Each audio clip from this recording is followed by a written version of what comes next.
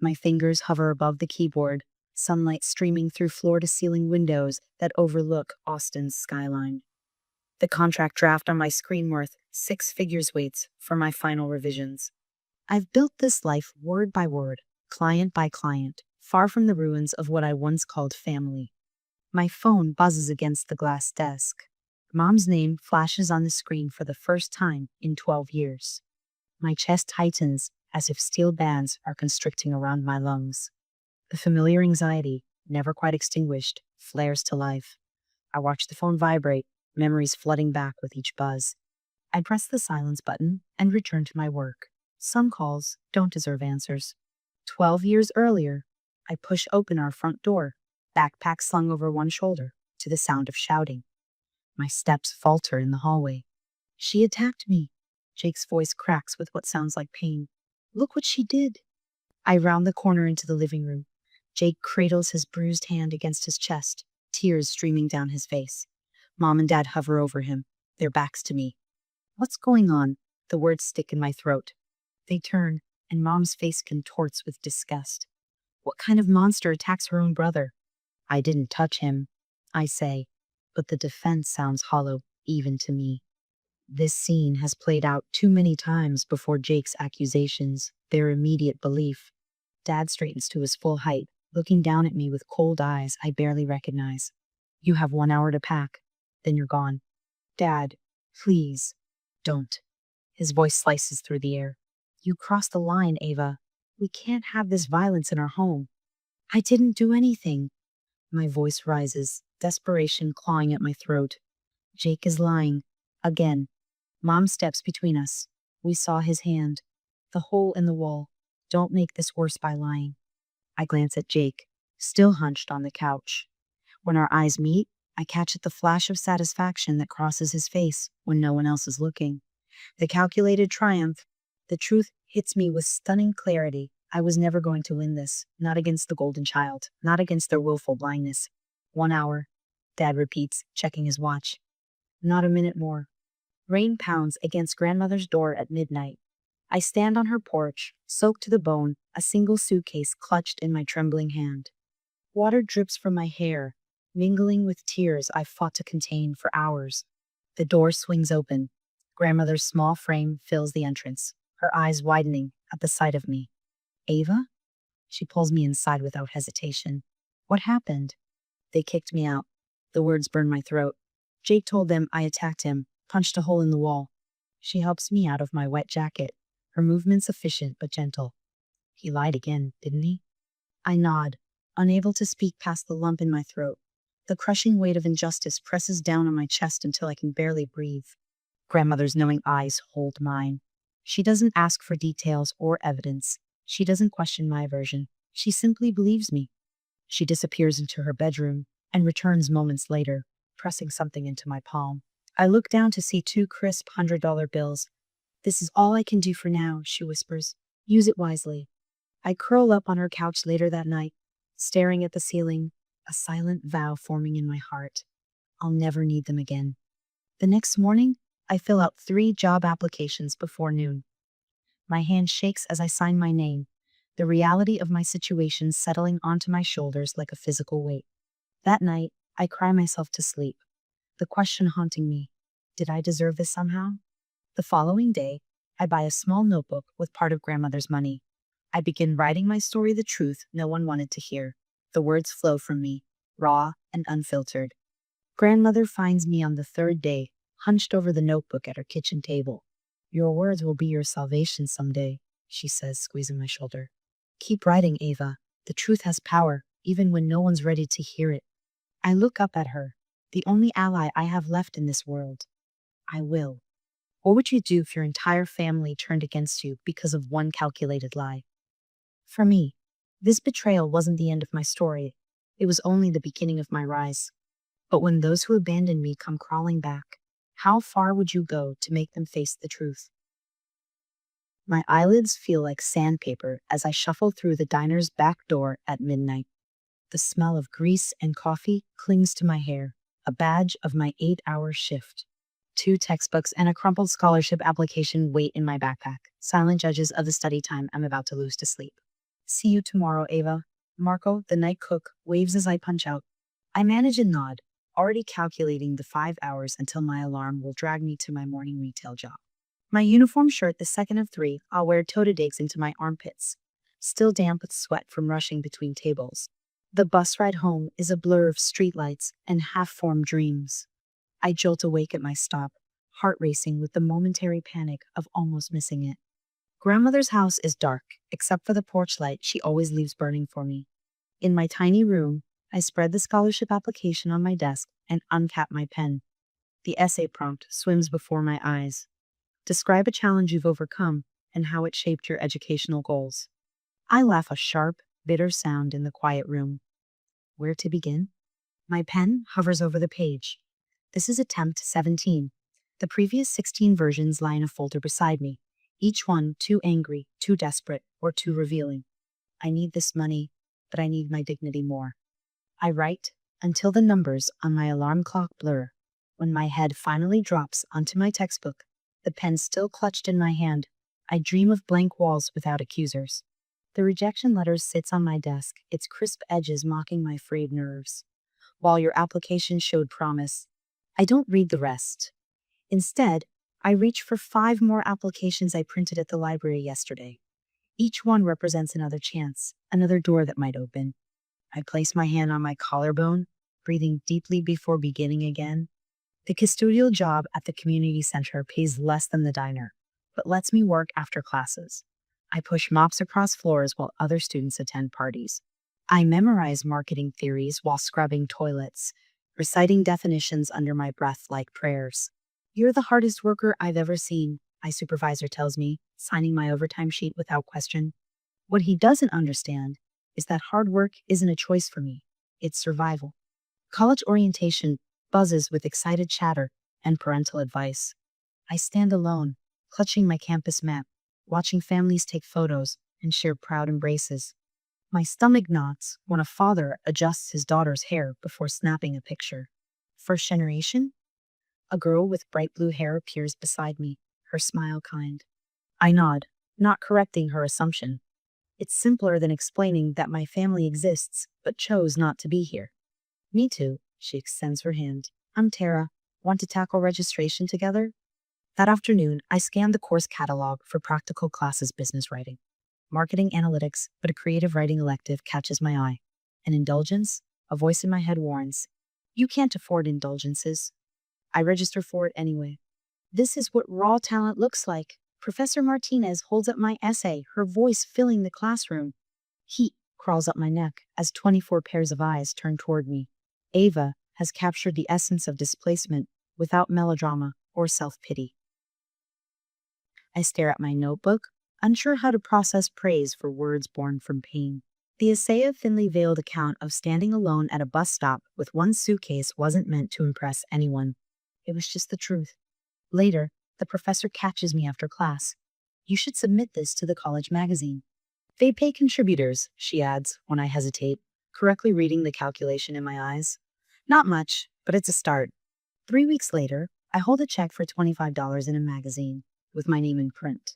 I trace the letters, something unfamiliar expanding in my chest. Not pride, yet something more tentative. Possibility? My dorm room closet becomes my first office. A desk lamp clamped to the shelf illuminates the wall where I've pinned freelance listings. Red circles mark completed jobs website copy for a local bakery, product descriptions for an Etsy shop, blog posts about topics I research at midnight. My spreadsheet tracks my growing rates: $50, then $100, finally $500 per article as my portfolio expands. Each cell represents another step away from dependence, another break in the wall between my past and future. The day I calculate that my writing income exceeds my weekend job's paycheck, I allow myself a single celebratory coffee before returning to work. Freedom has a price, and I'm still paying installments. On graduation day, I scan the audience out of habit, though I know what I'll find. 3 seats in the front row hold my entire support system grandmother, her silver hair catching the sun, Tara with her now purple hair, and Professor Martinez, who became my mentor and first professional reference. No parents, no Jake. The absence should hurt, but instead, it clarifies. I built this without them. I will build everything else the same way. That night, checking my email at grandmother's kitchen table, I find a message from a tech startup. Your portfolio impressed us. Can you handle 10 articles a month? The guaranteed $3,000 monthly income feels like solid ground beneath my feet after years of shifting sand. 3 months later, I sign a lease on my own apartment, small but mine, with a desk position to catch the morning light. This course costs more than your rent, grandmother points out when I show her the brand strategy workshop registration. It's an investment. I place my hand on my collarbone, a gesture she recognizes. She studies my face, then nods. Your words are your capital. Invest wisely. The course connects me to clients beyond content writing, brands needing coherent marketing strategies, companies seeking distinctive voices. I send 50 cold emails to companies I admire. 5 respond. One becomes my first corporate client, offering a $5,000 contract that I reviewed 3 times before believing the number. The first year at clear 6 figures, I celebrate alone in my apartment with a bottle of champagne I've been saving. I pour a glass and stand at my window, watching Austin's lights flicker on as evening falls. Each one represents another person, another story. Mine is just beginning. My name glows on the last page of the contract, black ink against crisp white paper, binding me to a household name in tech. I trace my finger over the zeros in the payments section. $25,000 for a 3-month campaign. More money than I made my entire first year after being kicked out. We'll need your signature on page 12 as well, Miss Mitchell. The company's legal representative slides another document across the glass conference table. His Rolex catches the light as he moves. I sign without hesitation. My hand doesn't shake anymore when faced with opportunities that once would have overwhelmed me. Excellent. The marketing director, Elise, clasps her hands together. And you've prepared the content strategy presentation? I nod, connecting my laptop to the projector. The boardroom falls silent as executives in tailored suits lean forward. My heart pounds as the first slide appears, but my voice remains steady. This is my territory now. 20 minutes later, after detailing conversion metrics and engagement strategies, I click to my final slide. Elise stands before I can conclude. The content strategy is exceptional, she says, but we'd like to propose an addition. I tense, bracing for criticism. We want you to be the face of this campaign, not just the writer. The room tilts slightly. I don't understand. Your journey is compelling self-made success, authenticity in a world of corporate speak. Elise gestures as if framing me for a photograph. Our audience responds to real stories. Yours is perfect. I leave the meeting with my mind spinning. My words have always been my shield, safely distanced from my identity. Now they want me actual me front and center. We need authentic voices like yours, says the email invitation to speak at the West Coast Tech Conference. My cursor hovers over the delete button, but I click accept instead. 3 weeks later, I stand backstage, counting breaths. Inhale for 4 seconds, hold for 7, exhale for 8. The technique keeps my anxiety at bay as the previous speaker wraps up. Next up, discussing brand authenticity in the digital age, please welcome Ava Mitchell. The spotlights blind me as I walk onto the stage. 500 faces stare back, industry leaders, innovators, and influencers. My prepared notes suddenly seem inadequate. I set them aside. My journey to this stage began the night I was kicked out of my home at 17. I say, my voice softer than intended. The audience leans forward collectively, straining to hear. A calculated lie destroyed my family relationships, but it also forced me to find my voice. The words flow after that. I speak about resilience, about riding my way out of poverty, about building a business from nothing. The audience nods, some wiping away tears. Authenticity isn't something you can fake, I conclude. It's what remains when everything else is stripped away. The applause thunders through the convention center. What I don't realize as I bow slightly and exit the stage is that conference cameras have broadcast my speech to millions online. Authenticity, it turns out, is also marketable. My phone won't stop buzzing. Notifications flood the screen as I try to order coffee, the next morning meals from industry leaders seeking collaboration, messages from social media platforms about verification requests, texts from former clients congratulating me. Your usual? Asked the barista. I nod, scrolling through the chaos. 3 magazine editors want to profile my journey. A publishing house is interested in a potential memoir. A television producer asks if I'd consider a guest spot on their entrepreneurship show. Then I see Ito text message that stops me cold. Ava, we need to talk. It's been too long, darling mom. 12 years of silence, and now she needs to talk. The timing is hardly coincidental. I pocket my phone without responding and take my coffee to a corner table, needing to process this unexpected blast from the past. By evening, I've made a decision. I text back with a time and place at a coffee shop downtown, neutral territory. Better to face this head on than wonder what they want. The coffee shop door chimes as they enter. They look older, dad's hair now completely gray, mom's face lined in ways I don't remember. But their demeanor remains unchanged, that particular blend of entitlement and judgment that defined my childhood. I remain seated as they approach, forcing them to come to me. Ava. Mom's eyes well with tears that I suspect are practiced. We've missed you so much, darling. Dad settles into the chair across from me, his expression solemn. You look well. Success suits you. Thank you, I reply, keeping my voice neutral. How did you find me? Your speech, Mom says, dabbing at her eyes with a tissue. It was all over our social feeds. You've always had such a way with words. Dad clears his throat. Families should stick together no matter what. It's been too long and life is short. We should put the past behind us. His words sound rehearsed, as if he practiced them in the car on the way over. I take a sip of my coffee, noting how neither of them has actually apologized. How's Jake? I ask. The silence that follows is thick and awkward. Mom fidgets with her wedding ring while Dad suddenly becomes interested in the menu board. He's doing fine, Mom finally says. I wait, but no further details are offered. Interesting. After several minutes of strained small talk about the weather and my apartment neighborhood, Dad leans forward. We're so proud of what you've accomplished, Ava. And it seems like you're doing quite well for yourself. I know where this is heading. What do you want, Dad? Mom interjects quickly. We've hit a bit of a rough patch. Your father's retirement fund took a hit with the market downturn, and I've had some medical issues. Nothing serious, Dad adds, but the bills have been substantial. He reaches into his briefcase and slides a document across the table. I glance down at itemized costs for house renovations, totaling $50,000. We're a family, Dad says, his tone suggesting this explains everything. Family helps each other, right? When I don't immediately respond, his expression hardens. A flash of familiar anger crosses his face, the same look he gave me the night he ordered me to leave. I have a question, I say, my voice surprisingly calm. Did you ever believe me about what really happened with Jake? Mom shifts uncomfortably in her seat, avoiding my eyes. Dad waves his hand dismissively. The past is the past. Jake was a kid. We all make mistakes. In that moment, everything becomes crystal clear. Nothing has changed.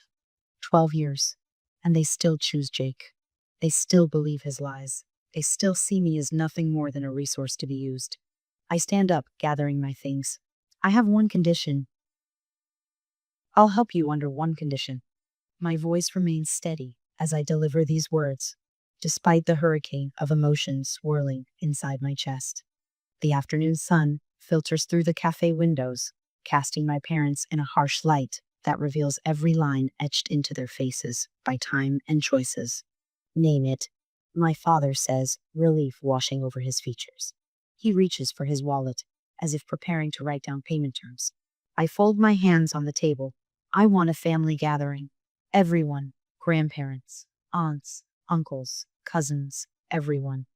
My mother's smile flickers, uncertainty creeping in. A reunion? After all this time? Not a reunion. I meet her eyes. A confession. The word hangs between us like a dropped bomb. My father's hand freezes mid-reach. I want you both to admit what really happened. Tell everyone how you chose to believe Jake without evidence. And Jake, I take a deliberate breath, needs to confess that he lied about me attacking him. My mother's face drains of color. My father's knuckles whiten as he grips the edge of the table. You can't be serious. His laugh is incredulous, brittlest than ice. Completely serious. My mother leans forward, her voice dropping to an urgent whisper. We can't humiliate Jake like that. His reputation. What about my reputation? The question slices through her plea. The one he destroyed? The one you helped him destroy? Their silence confirms what I've always known.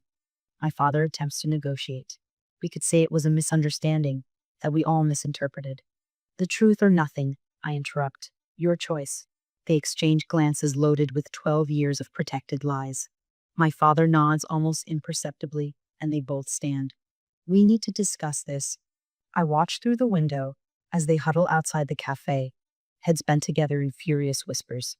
My father gestures sharply. My mother dabs at her eyes. The familiar choreography of their joint manipulation. When my mother returns alone, fresh tears streak her makeup. Jake has a good job now. This would ruin him. He lives with you still, doesn't he? I ask, though I already know the answer from their financial documents. She nods, eyes avoiding mine. He's saving for his own place. At 33, my father returns, sliding into his chair with the imperious air that once terrified me. You need to let this go if you want to be part of this family. The ultimatum meant to wound, to control washes over me without leaving a mark. I already have a family, I reply calmly. People who actually care about me. I gather my belongings and stand, leaving my coffee half finished. When you're ready to tell the truth, you have my number. I walk out, back straight, eyes forward. The weight I expected to feel, guilt, regret, longing, is mysteriously absent. Instead, a lightness fills my chest as I breathe in the spring air. In my car, I dial my grandmother. They chose him. Again, I tell her when she answers. They always will. Her voice carries the wisdom of years watching this pattern unfold. That's why you needed to leave. I drive home to my apartment, the evening sunlight gilding the city skyline. The peace I feel isn't what I expected. For years, I imagined confronting them would reopen old wounds.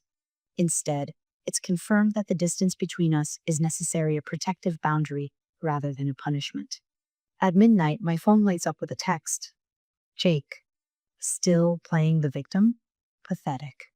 I watch the ellipsis bubble as he types more. Don't think you can turn the family against me. They'll never believe you over me. The final text contains a photo. Jake with our parents, arms slung around each other's shoulders, smiling widely. Taken today, after our meeting. A visual reminder of their allegiance. But what Jake doesn't realize is that he's just made a critical mistake. In trying to hurt me, he's given me exactly what I need. His next text confirms it. Everyone knows you're lying about what happened. I never touched that wall. You're the one who went crazy. I screenshot everything immediately, my fingers working with methodical precision. Each message, each damning word saved. Evidence secured. Jake has finally admitted to the lie in writing, not directly, but clear enough for what I need. The mistake he doesn't realize he's made sends a rush of vindication through my veins. The next morning, I arrange the screenshots in chronological order, creating a document that tells a story 12 years in the making. I forward everything to Melissa, a lawyer I've befriended through networking events. Can we meet? Today, if possible. 3 hours later, we sit across from each other at a quiet corner table in a downtown café, the one where I confronted my parents. That place feels tainted now. Do I have grounds for defamation? I ask, sliding my phone across the table. Melissa scrolls through the screenshots, her professional demeanor briefly cracking as she reads Jake's words. This is remarkably explicit. She looks up, lawyer mode fully engaged. Potentially actionable. The statute of limitations is tricky since the original incident happened when you were minors, but these new messages restart the clock. The photo with your parents after the meeting adds context that strengthens your case. Her fingers tap thoughtfully against the tabletop. We could file suit, claim emotional distress, demand financial compensation for reputational damage. She studies my face. Is that what you want, though? Legal action? I consider her question as I stir my latte, watching the swirls of cream dissolve into the coffee. The path before me branches in two directions. Pursue them legally, drag everything into public record, force them to defend their lies under oath, or find another way. I don't want their money, I finally say, the realization crystallizing as I speak it aloud. I want the truth exposed. I want them to face what they did not in a courtroom, but in the court of our family, our community. Truth over compensation, Melissa nods. That's actually rare in my line of work. Truth is the only currency they've never offered, I say. It's the one thing they can't buy their way out of. She slides the phone back across the table. Then you have options beyond litigation. A carefully crafted email to family members with these screenshots attached. A request for statements from those who witnessed Jake's pattern of behavior. Documentation from your grandmother about what she observed. As she speaks, a strategy forms in my mind, clear, precise, and devastating in its simplicity. This isn't about revenge, I say, the conviction in my voice surprising even me. This is about finally being heard, about making sure no one else gets treated the way I was. Just remember, Melissa warns, even justified actions have consequences. Are you prepared for the fallout? I think about the 12 years I've lived without them, the strength I've built, the life I've created. They already took everything they could from me. All that's left is the truth, and that was never theirs to keep. I look down at Jake's messages again. 12 years of lies condensed into careless confessions. The ammunition is now in my hands, not for destruction, but for liberation. The question is no longer what will I do with it, but when. Evidence spreads across my desk like a battlefield map. Old diary pages yellowed and worn bear witness to Jake's patterns in my careful teenage handwriting. Screenshots of texts glow on my tablet screen, his words illuminated in digital permanence. A voice recording sits ready on my phone. Grandmother's steady voice recounting what she saw the day Jake claimed I attacked him. And finally, the photos I'd forgotten. I had snapshots of an undamaged wall taken hours after Jake claimed I punched through it. 12 years of silence ends tonight. My fingers hover over the keyboard, not unlike they did when Mom's call interrupted my workday last week.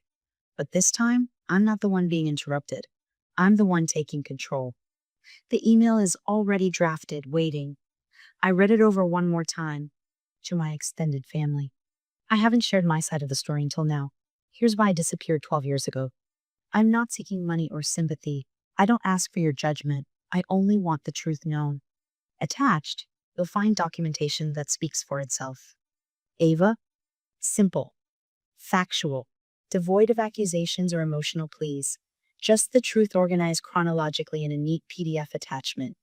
I click send before I can reconsider. The whoosh of the outgoing message sounds like freedom. Within an hour, my inbox starts to fill. I always suspected something wasn't right. Aunt Sarah's message arrives first, her words confirming what I'd sometimes wondered had others seen through Jake's act. Uncle Mark's message hits harder. Jake tried to blame our son for stealing money last Christmas. We didn't believe him, but we never connected the dots to what happened with you. The most painful response comes from Cousin Rachel. He told everyone you had mental problems. I'm so sorry we believed him. I should have reached out sooner. My phone starts ringing, names I haven't seen in years flashing on the screen. I let most go to voicemail, needing time to process this flood of long overdue support. When my phone vibrates with Jake's name, my chest tightens. I answer on speaker, setting it on my desk while I continue organizing responses. What the hell do you think you're doing? His voice sounds different, pitched higher, with a tremor I've never heard before. Sharing my side of the story, I reply, surprised by the steadiness in my voice. You can't do this. People are calling me, asking questions. That must be uncomfortable for you. His breathing turns ragged. It was just teenage stuff. Why are you doing this now? It was 12 years ago. I say nothing, letting the silence stretch between us. Fine, I hit the wall myself, but you weren't innocent, he suddenly blurts, then immediately curses under his breath. I end the call and save the recording. My phone continues buzzing with notifications. A group text from my parents to relatives appears. Ava is manipulating everyone for money. She approached us recently asking for help with her failing business. A bold lie. Evidence of more manipulation. Within minutes, family members flood the thread with screenshots of my success, links to my speaking engagements, and copies of my evidence. Mom's tearful voicemail comes next. Why are you destroying this family after everything we've done for you? I deleted halfway through. Dad's email arrives with clinical precision. We'll never forgive you for this public humiliation. Some things should remain private, Ava. When I call grandmother to update her, she sighs deeply. They're afraid of losing face with the country club crowd. Your parents care more about appearances than truth. Always have. I know, I say, surprised by the absence of pain in my chest. I'm meeting with my attorney tomorrow. The meeting with my attorney is brief and productive. She drafts a cease and desist letter while I watch, her fingers flying across the keyboard with practiced efficiency. Any further contact or defamatory statements will result in legal action, she reads back to me. We'll deliver copies to your parents' home and Jake's workplace. Is this excessive? I ask, watching her print the documents.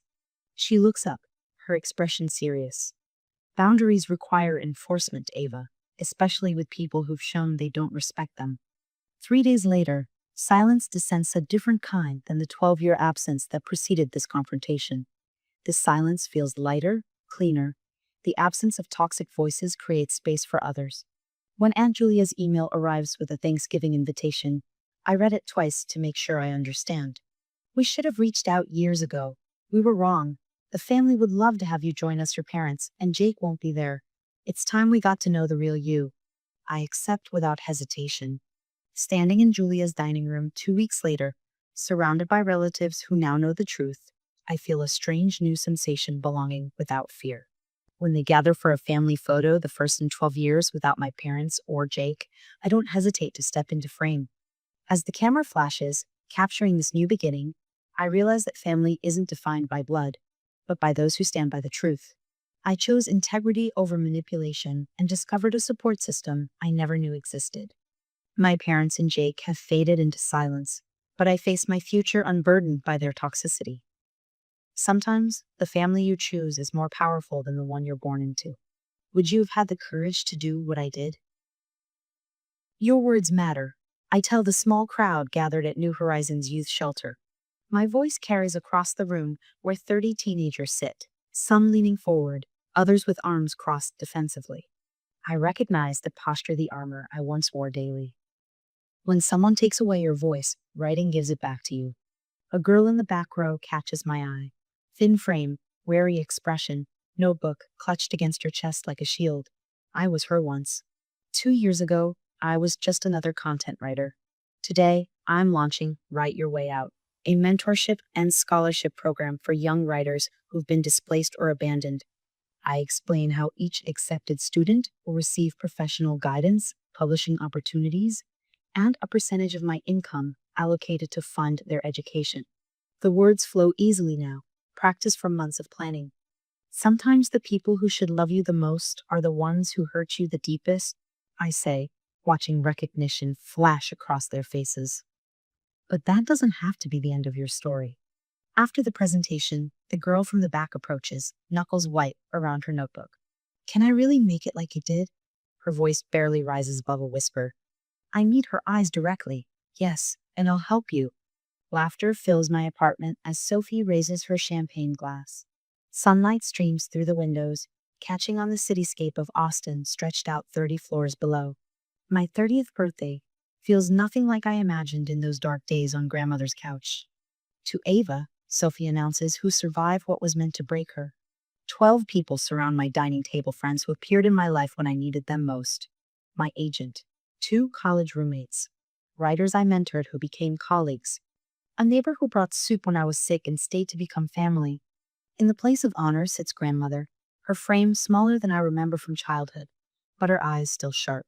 The oxygen tank beside her chair is new. The proud smile is not. As everyone clinks glasses, I notice what doesn't hurt anymore: the absence of my parents and Jake. That space has filled with something better. I never dreamed you'd build all this, grandmother says later, her hand trembling slightly as she gestures around the room.